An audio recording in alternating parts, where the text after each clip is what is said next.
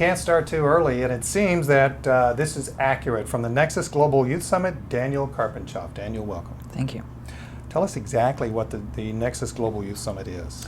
The Nexus Global Youth Summit, or the full name, the Nexus Global Youth Summit on Innovative Philanthropy and Social Entrepreneurship, was a conference held in collaboration with the United Nations in July 2011.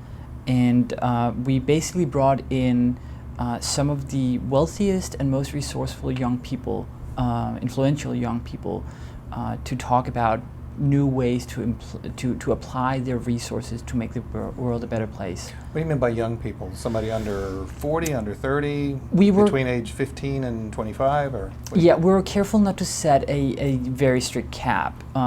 We had a few people above the age of 40, not many. Most people were between the age of 17, 18, and 35.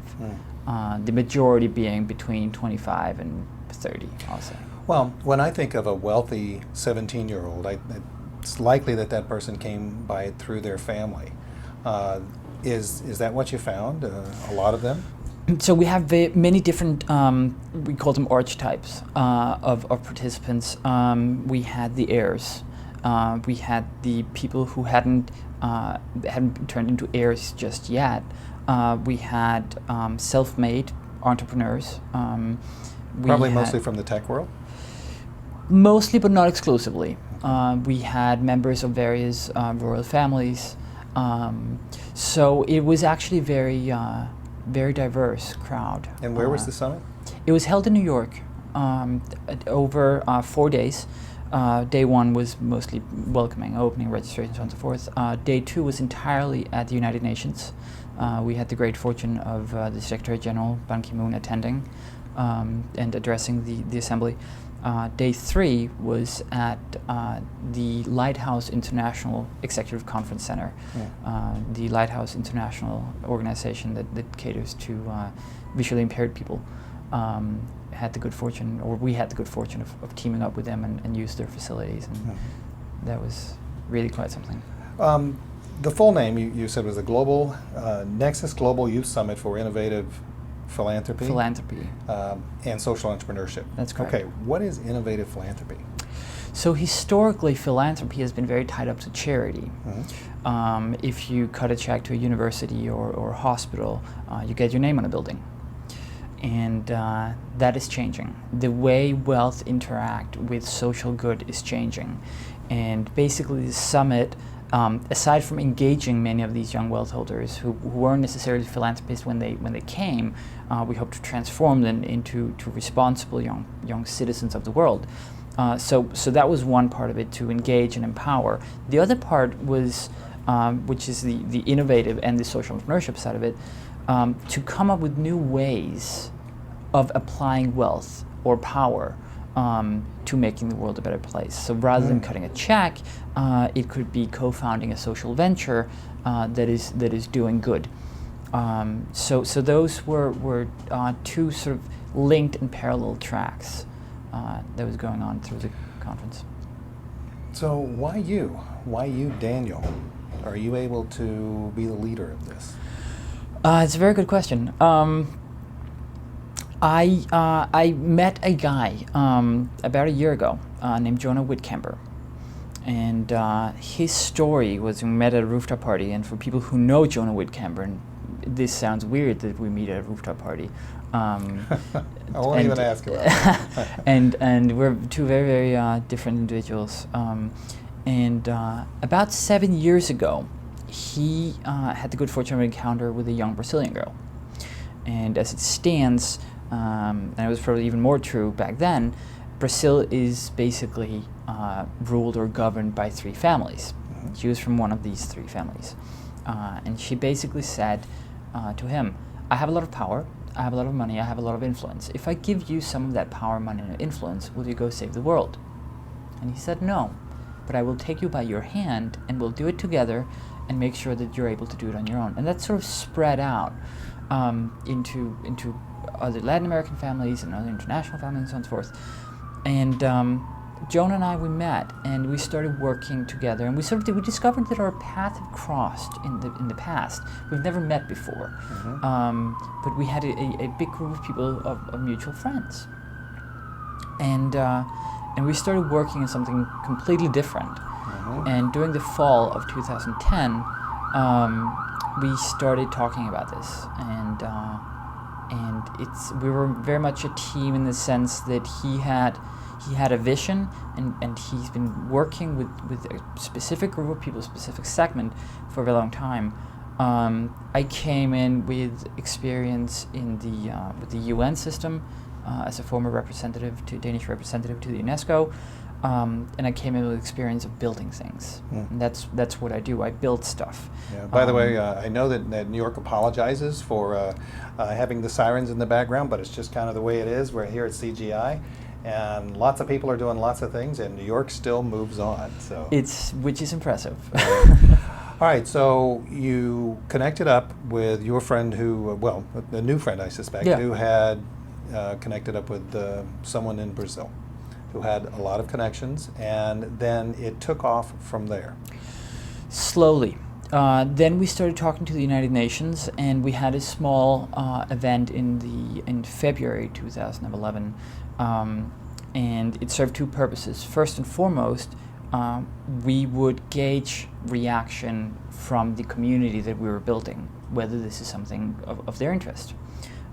Second, and perhaps just as important, we would prove to the United Nations that we could actually deliver, that we had the capacity to bring in these people.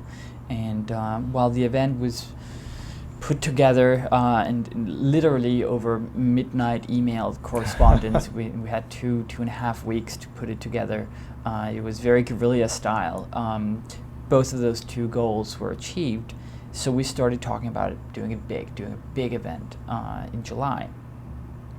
And we didn't know at the time that it was going to be in July. We got the date from the UN late March, and the event was in July, so we had a few months. So you got this event, you got this summit that's going to happen. How did you reach out to people who you thought would fill the bill, would be able to not only be interested, but be able to afford to be interested? So the way it worked was everybody had to apply to get access. No one were specifically invited or specially invited. You couldn't buy your way in? You couldn't buy. The attendance was free for everybody. So you couldn't even, if you were to make a donation, we would sit down with you and figure out whether you'd actually be appropriate as an attendee. But we did have sponsors who weren't allowed to attend. Yeah. So who was I mean, not necessarily who individually, but what was the type of person who was appropriate to be at the summit?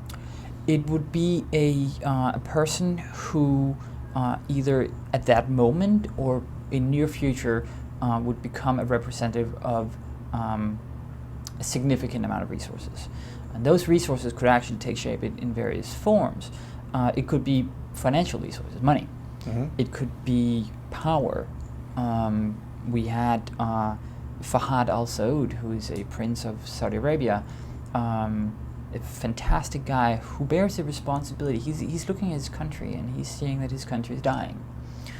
That is very limited time, and he, both in the abstract but also very much in the concrete, bears the responsibility for the continuity of his country. Who are some of the other people?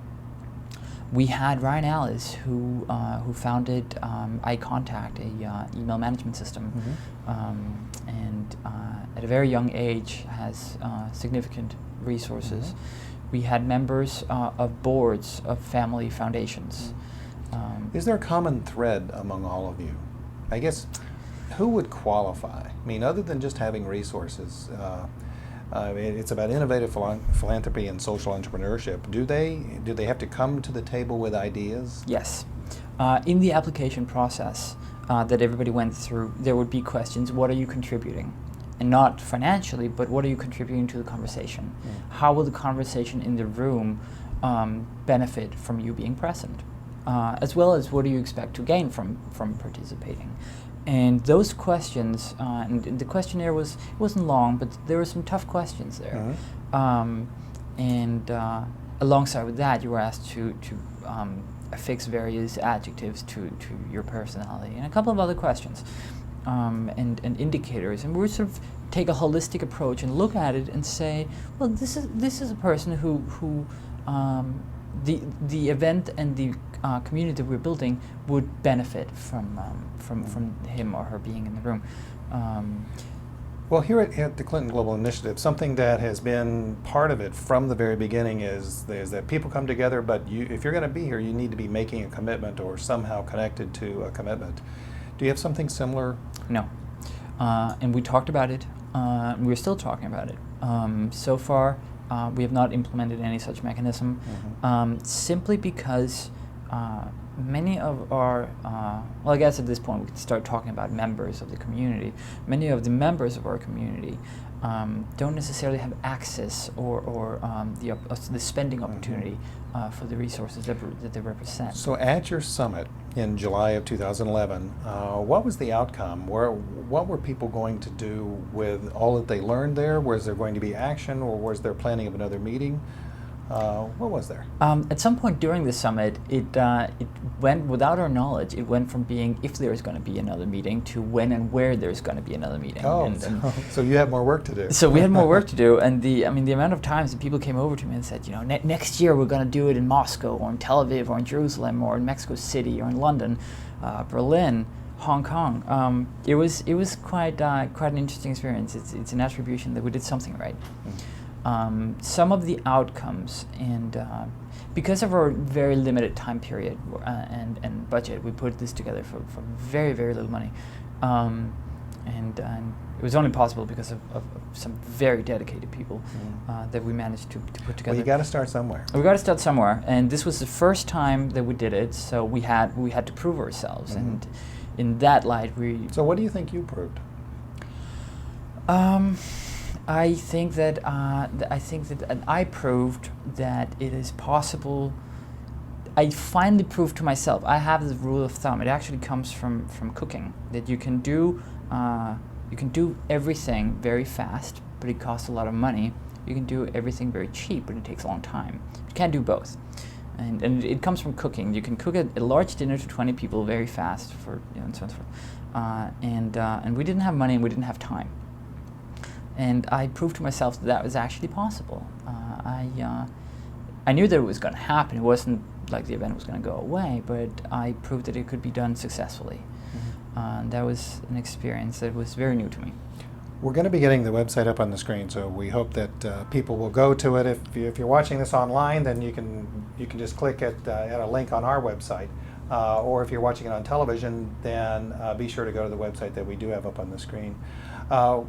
What is it that, if you were to be 5 years down the road, if we were to come back in 2016, we would be having this conversation, and you're looking back at what all you accomplished, what would you be telling me?